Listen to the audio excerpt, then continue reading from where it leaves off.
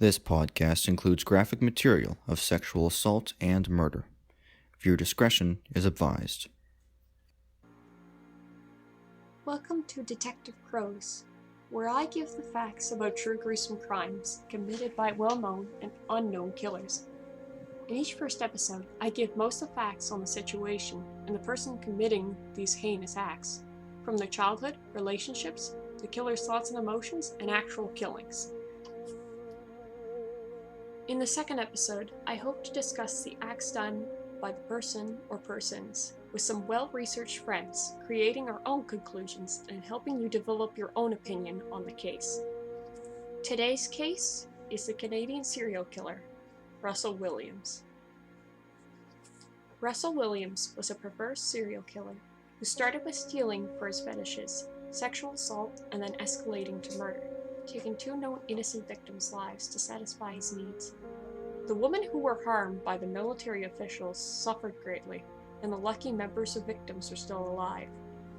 The man who is now spending a life sentence behind bars at the Port-Cartier, Quebec Penitentiary was once loved by Canada as one of its highest military members, and even helped escort the Queen on a special celebration. He had a happy marriage and home life, and was a respected man in his neighborhood, as well as being quiet and good-natured. Why would anyone with so much respect and such a nice life go out of their way to harm others? All in the name to satisfy their sexual needs. Such is the mystery with Russel Williams. Russel Williams was born in Bromsgrove, United Kingdom in 1963, to Christine Nonning and Credit David Williams. His life was far from financially insecure. They lived in a private area, which meant more for high-class military personnel. As time passed, Williams' mother began having an affair with a man who happened to be a good friend of the couple. Mr. Williams, the father, was also busy having his own affair with the friend's wife, each couple switching partners like musical chairs. Eventually, Christine and Credit divorced, Christine taking the children with her and her new husband, Jerry Sopaka. Later on in life, Russell would keep his father's name and was now known as Williams. Russell was a well-behaved boy and was often taken places due to his father's military job. Eventually, the family ended up moving to North Korea. From what I have read in the book Camouflage Killer by David A. Gibb, Williams' mother experienced some hateful remarks by people in the area, as women were seen as the less worldly gender. Both children may have witnessed this, but that doesn't sound like anything that would grow into the crimes Russell would later commit. Russel Williams later attended many universities, but in this occasion, the University of Toronto in Scarborough. Right at the time, the Scarborough rapist Paul Bernardo was active. The first and not last of terrifying coincidences. In college, he studied economics and political science. Russell was quite quiet, but was strong-willed and notoriously tidy, making his roommates nickname him the Colonel. During his time in college, Russell was locked out of his dorm by his roommates as a joke, but despite that, was elected by the university for a political role in the school. Despite his leader role, Williams became a notorious trickster and was known for picking locks of roommates' doors and having the patience to hide for hours in closets to scare friends. Over time, Russell met a girl who he became infatuated with. Her strong work ethic and independent attitude made Russell uncharacteristically accepting of her strict rules in which they could be together. She would often put her studies and work a priority and seemed more distant from Russell, while Russell would often take long drives to see her at her home and hang out with her. The relationship lasted several months before the couple broke up, devastating Russell to the core. The strong-willed woman was the one who called off the relationship. Russell's roommates became worried for their heartbroken friend and questioned about his feelings. However, due to Russell's personality, he always said he was fine and said nothing more, but it was still very clear to everyone around him that he had not taken the breakup well.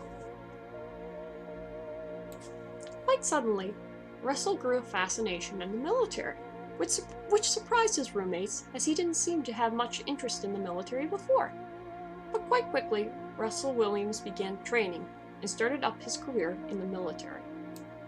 In the military, Russell moved throughout the provinces of Canada, from the maritime areas such as Nova Scotia to other areas such as Alberta and British Columbia. He joined in 1987 and earned his wings a few years later. He began to teach new members to fly and earned his status as wing commander in 2009 after a long list of achievements. He was so respected, he had the Queen and the Prime Minister at the time, Stephen Harper. Russel later fell into the relationship with Mary Elizabeth Harriman, who was a major official in the Heart and Stroke Foundation in Canada. She was just as strong-willed and ambitious as him. The couple were both very focused on their jobs and seemed to be quite loving in the relationship. In their home in Ottawa, neighbors would comment on their seemingly stable connection and how calm they were with each other. Different reports and statements from neighbors and friends mentioned some strange actions in the couple's relationship. These odd behaviors, however, did not raise any red flags. One of these odd behaviors was the couple never had any cutesy names for each other, and would sometimes refer to each other like they would in the military. It is prohibited in the military for couples to show any signs of affection in the Canadian Forces, are strictly to act as military workers and refer to each other as such. Some simply speculate in hindsight, such as Lee Mellor in Murder Was the Case podcast on Spotify, and Canadian true crime podcaster Christy Lee, that the couple likely had a sexless relationship, but there is no concrete evidence of such. One of the few cuddly things that the couple took part in was to walk hand in hand down the road of their neighborhood, enjoying evening walks. Russell Williams later stated they would never have children because they didn't want to bring up a child in a world like this. The irony was absolutely sickening.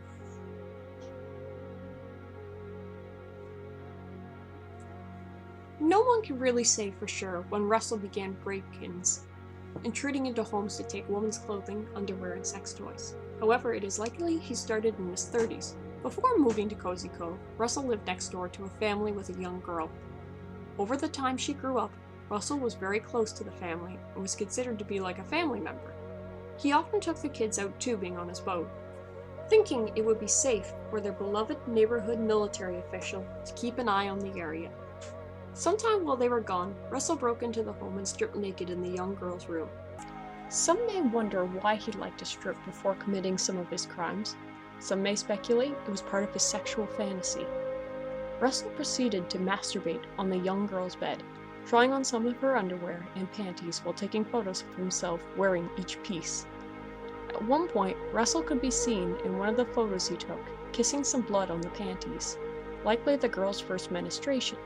He considered this a rare find and took many photos of the clothing draped around his penis, face, and head, surrounded by stuffed animals and other possessions of the little girl. This was not his first break-in. Russell took a few souvenirs from the girl's drawer and left, the family not even realizing what happened until much later.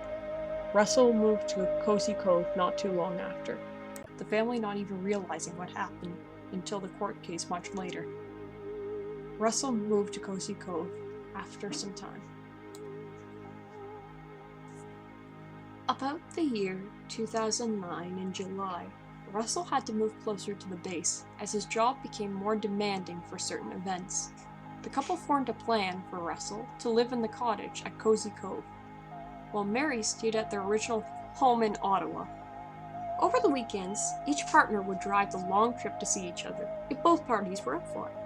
It was about this time that Russell began taking long walks alone at night, claiming it helped his back. Around both quiet neighborhoods, Russell was known to be a kind and quiet man, helping little frogs out of his lawn before he mowed it.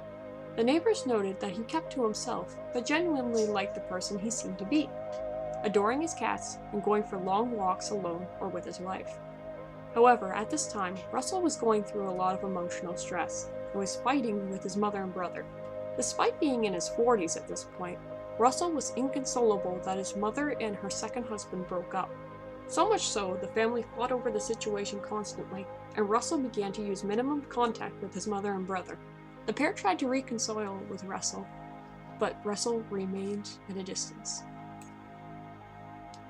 The first attack happened to Jane Doe, her name protected for her privacy.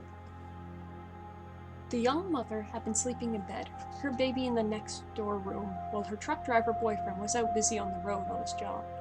She fell asleep for so little precious time before she woke up and saw an outline of a man lying over her. The terrified woman was soon punched and smashed over the head by the grown man and was instructed to keep her face looking downward into the sheets. As she was bound by blankets and a pillow, her wrists being restrained behind her, the woman went along with her captor's request, terrified of his threats. He began feeling her breasts, making the woman grow even more terrified.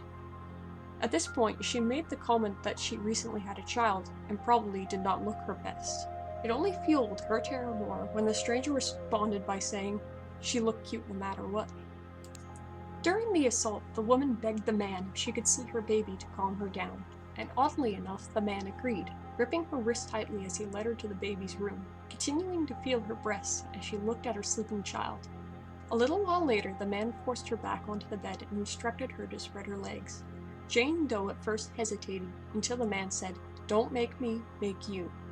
Terrified, the woman did, while he took intruding pictures of the woman's vaginal area and breasts. After the assault, that seemed to last forever, the man instructed the poor woman to keep her head down and wait till he left. The terrified mother waited, counting in her head, absolutely sure he was going to kill her. But as time ticked by, there was no sound or sign of the intruder. So Jane Doe broke herself free of her bindings and called her boyfriend and the police. When the police arrived, they discovered the blankets had been taken from the bed, and there was a smashed screen down in the basement, likely where the intruder had gotten in. The woman moved out with her boyfriend that night, taking her child with them. Terrified, the man may come back. The police investigated, but did not warn the Cozy Cove area of the possible danger. Williams later admitted not long after he came back to the same home, finding it empty. Another attack was made on Lori Muscati in 2009. It was a quiet night, and Lori was watching the television, thinking about her family. As the night wore on, Lori fell asleep with the television still on. When she awoke, she felt something crushing her chest and blocking her sight. Confused, the woman tried to push the blankets off, but discovered the weight behind them had to be a person. Panicking, she began to struggle, making the man punch her multiple times from behind the sheet. Originally, Lori thought this was a robbery and quickly explained where her jewelry was. It became quite clear, fast for the poor woman, this was not the intruder's motive. She began to beg her captor not to hit her, and to her shock, he apologized and seemed legitimately sorry. She then asked him if he could let her get some Tylenol from the washroom because her head hurt so much, and he did that as well, after he tied her up with strips of blankets and a pillowcase, saying he had to have complete control over her. After some Tylenol and a glass of water, the man forced her back on the couch and told her to stay still and he wouldn't hurt her. Terrified, Lori felt a knife slide through her shirt as it started to cut her clothing off, revealing her naked body. She began to get upset and scared, and panicked even more as she felt him unzip something beside her. The intruder quickly assured her it was a camera and not a gun, and let her feel the strap of the camera. Lori also noticed this camera did not seem cheap, and felt expensive and professional. After calming her, the intruder instructed her to open her legs, and use the same line of, "Don't make me, make you." Lori finally did so. The moment she opened her legs, pictures were taken of her vaginal area and breasts. At one point, the intruder attempted to get more sexual with her, but Lori pleaded her not to be raped, so the man didn't rape her. Sometime during the attack, the intruder went into conversation with Lori. Lori mentioned she wanted to live for her adult kids, and they had a conversation, if you can call it that, about her private problems between her and some of her family members. After the humiliation was over, the intruder told Lori to count, and tearfully she did. After a long time of waiting, she stopped counting and didn't hear anything. Still scared to move, she waited more until she began undoing her restraints and called the police. Lori later stated the police were incredibly unhelpful and flat out called her crazy when she explained the incident. They later called forensics to come and swab for DNA, which took the forensics 6 hours to get to her home, despite not being that far away. Lori also mentioned that the guy who attacked her seemed to be a genuine nice guy, and seemed to be trying to make his voice deeper than it really was. She did not see his face, however, as she had been blindfolded. Mayor Larry Jones lived in Cozy Cove, Ontario, right next to Williams and his cottage. He noted Russell was a bit quiet, but nothing out of the ordinary. One day, however, he was brought down to the station by the police, as Lori felt she recognized his voice from the night she was assaulted. Larry, feeling a mix of emotions, gave them a sample of his DNA, but there was no match, so he was clear. Later, when assaults became more extreme, Larry would find his shed had been broken into and items missing, such as his old ratty jacket he let the dogs use sometimes, and greasy gloves covered in his fingerprints. Looking back after Russell's arrest, Larry was sure either Russell or an extremely dedicated police officer stole the items. In Russell's case, it would be to frame him in the murders after he was accused of the assault. Larry also remembered Russell asking him where he hunted in the woods. Later, Russell would drop Jessica Lloyd's body off not far away from where he had said. However, the eeriness did not end there. Larry had two younger teenage daughters, around 14, and who were often worried about the amount of traffic at their usual bus stop. So Larry arranged for the bus to drop them off right next to his house, more specifically, right in front of Russell's house. Marie France Como was a determined woman with a brave heart. She was strong-willed and loved to travel, while also having an amazing sense of humor. Growing up, she was very familiar with the military, as her father was part of the Canadian force. So eventually, she went into the military herself. Around the time of her death, her life had become a dream, getting a job in the military where she got to travel all over the world to bring military officials to meetings as a flight attendant. She had just come back from a long trip and arrived to Trenton, and was now explaining to her boyfriend how happy she was with her life. As they chatted, they made plans to meet up tomorrow, and they ended the call. It was odd for her boyfriend the next day when she did not arrive at their meetup. This was not like her at all. Worried, her boyfriend went to her home and saw her car was still in the driveway. Worried even more, he went inside and found the battered body of Marie, twisted violently in blankets and clearly dead. The terrified man called the police, who at first suspected him of murder, after they realized Marie did not kill herself. November 25th, 2009, an intruder broke into Mary's house and hid in her basement, waiting for her to stop talking on the phone so he could sneak up on her. But to his surprise, after the phone call, she came down to the basement looking for her cat. The cat was downstairs, but was staring straight at the intruder in the darkness. When Mary came down to find her cat, she noticed how her animal companion was gazing into the darkness with such fixation. It was then the intruder attacked and chased after Mary. The strong woman made a run from the man, but tripped in her attempted escape. From there, a massive struggle took place, Marie fighting for her life powerfully, as she fought back every step of the way through the assault. Eventually, after a huge amount of beatings, the intruder tied her to a pole and photographed her, taking photos of everything he could, from her terrified expressions to her vaginal area and breasts. Eventually, he tied her to a bed and raped her violently for hours, and even dragged her to the shower and raped her there too. During the assaults, Mary almost escaped, but was caught last second and beaten before being raped even more. During all this, she begged to him to have a heart. With the camera rolling to capture every second, the intruder put duct tape all over Mary's face and strangled her to death. After the woman took her last breath, the man took a few more pictures and left. Jessica Lloyd was a beautiful brunette with a loving family and a job she absolutely adored, and was never late too. Jessica was very close to her big brother and was constantly joking around with him. In their childhood years, they had many adventures together. One of such stories was when Jessica was very young. It was Halloween. The siblings were going out trick-or-treating with some neighborhood kids, and her big brother was supposed to be watching over her. At the time, her big brother was just ahead of the group, talking with someone, when a boy asked Jessica if she was dressed up as a whore for Halloween. Not knowing what that meant, Jessica happily replied with yes, making her brother swoop to her side and walk beside her the rest of the night. 27-year-old Jessica made it very clear she wanted to have children, and many figured she'd find a good partner with her bubbly and responsible personality. One night, January 2010, Jessica went to sleep in her home, and when an intruder picked the lock of her door and broke in quietly, the man watched her sleep. But when she momentarily woke up, the masked man was the first thing she saw. The man instructed her to be compliant and let him tie her up, which terrified Jessica agreed to, with the promise he'd let her live. From there, she was blindfolded, tied up several times, and photographed in different positions, before being raped multiple times more. During the assault, the man put zip ties around her neck and made her perform oral sex, saying if he didn't like what he was feeling, he was going to tighten the zip ties. Jessica was forcibly trapped into the ordeal before being raped again. Her photos of reaction to the events captured, especially during oral sex.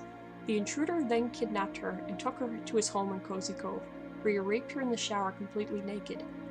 In one of the photos that the court witnessed, you can see Jessica's restrained arms are bright purple from the zip ties. During this horrific time, she was allowed to sleep for 2 hours before being raped again.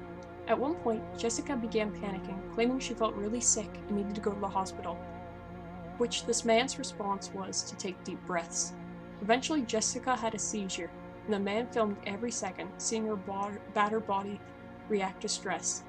After 19 hours of this, the intruder made Jessica a breakfast and told her she was going to be returned home.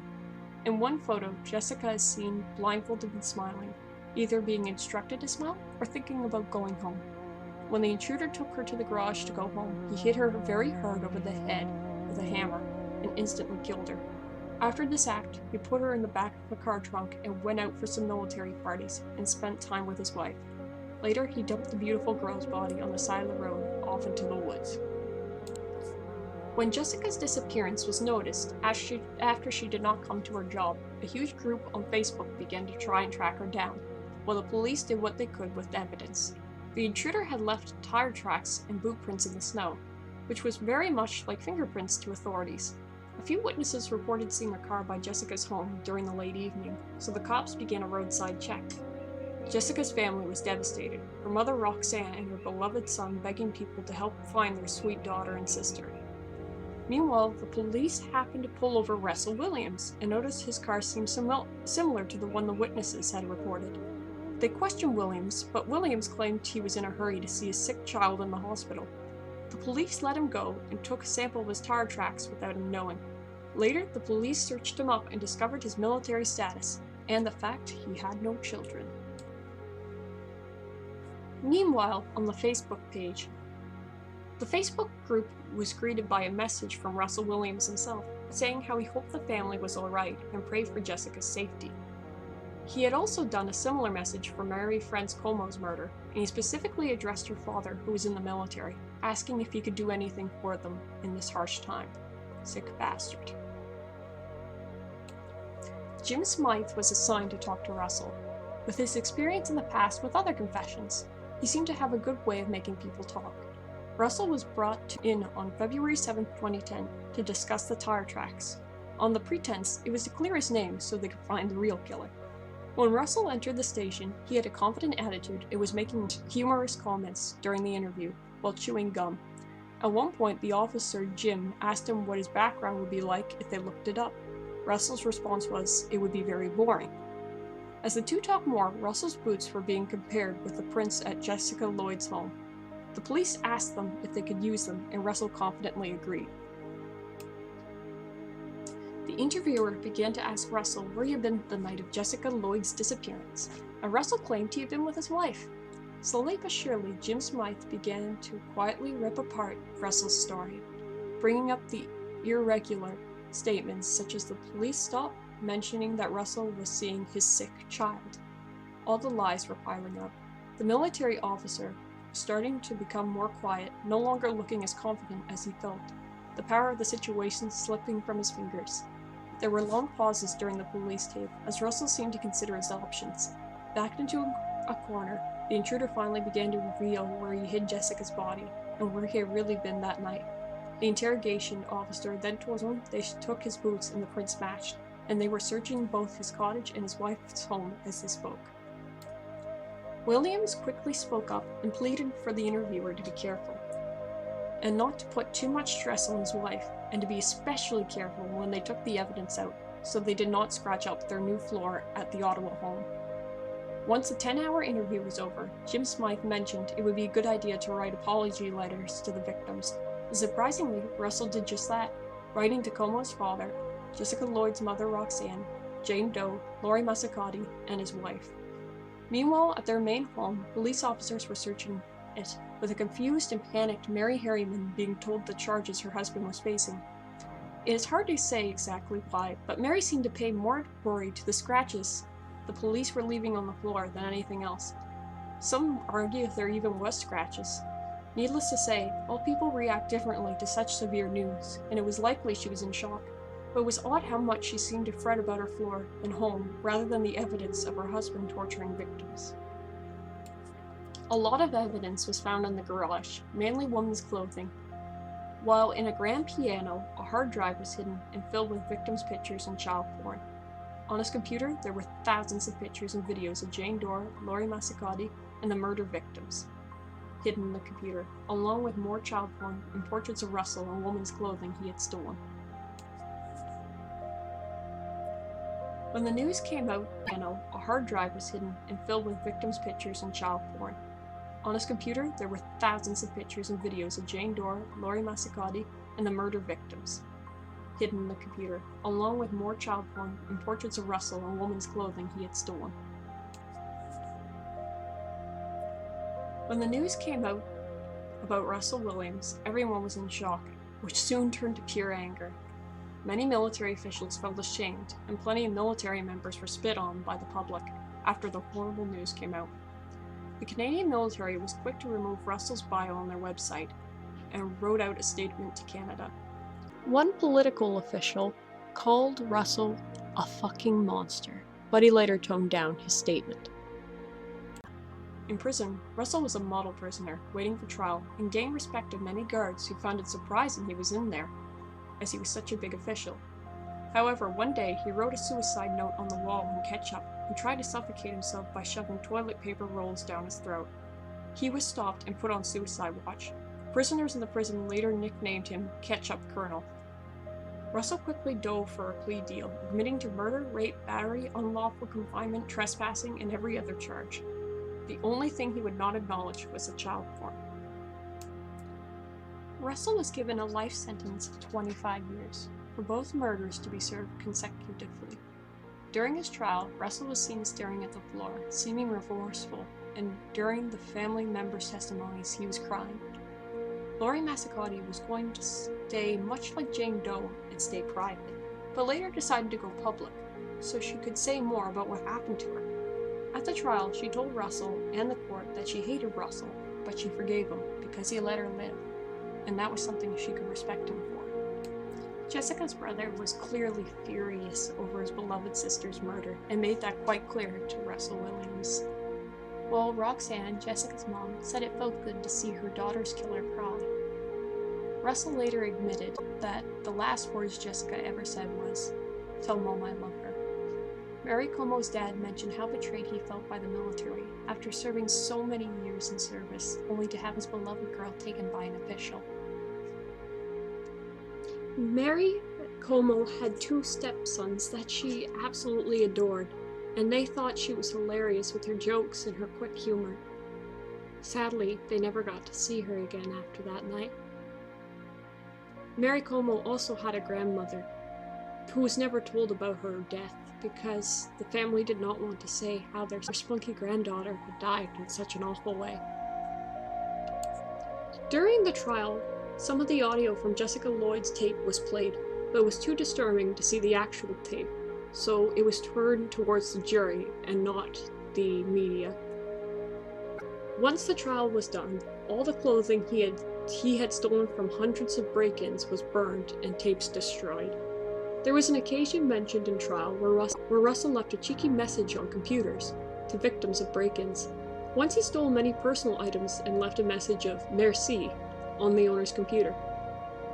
Another time, a different woman was setting up a party for herself when she found her sex toys were missing. Terrified, she called over her neighbor and debated what to do, before deciding not to mention it to the police. She stayed at the neighbor's house that night and found a message on her computer saying, "Call the police, I want to show them your big dildos." It was clear Russell was in the house while the woman and her neighbor were talking. In a separate interview, Russell admitted he liked taking photos of a 14-year-old close to his Cozy Cove cottage, and he had once snuck into her home and stolen her underwear. The girl surprised him by coming into the home, and he hid in the closet of her room. While she lied on her bed, Williams creaked the door open slightly so he could see her. He wrote in his diary that he wanted to see her change, but her dad came in before he could. A detective asked him if that's all he wanted to do, and Russell quickly said yes.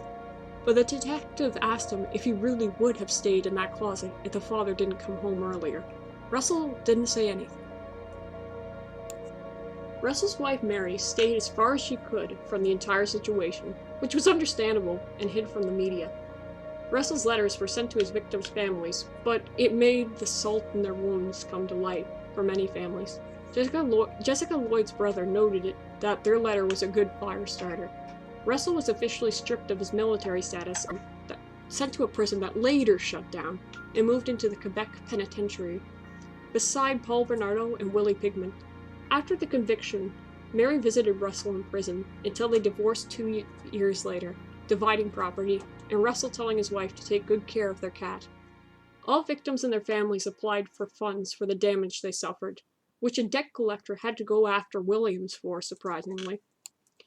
Williams also never used condoms when he raped his victims, possibly as that was his main motive.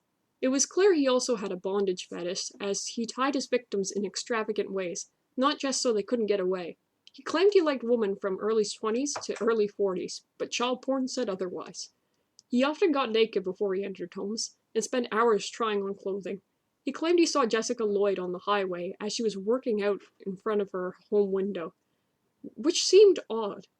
Russell claimed he met Marie France Como on a trip, and had a nice chat with her, and later abused his status to access her files to find out where she lived. He then claimed he saw Jane Doe when he was out on his boat, and said she looked cute. Russell Williams will remain in prison until he is around 75, and at that point I think it's safer for him to stay inside the prison than out in public. He remains as Canada's lie, an amazing official who was a shining star in the Air Force, but a sex predator at night.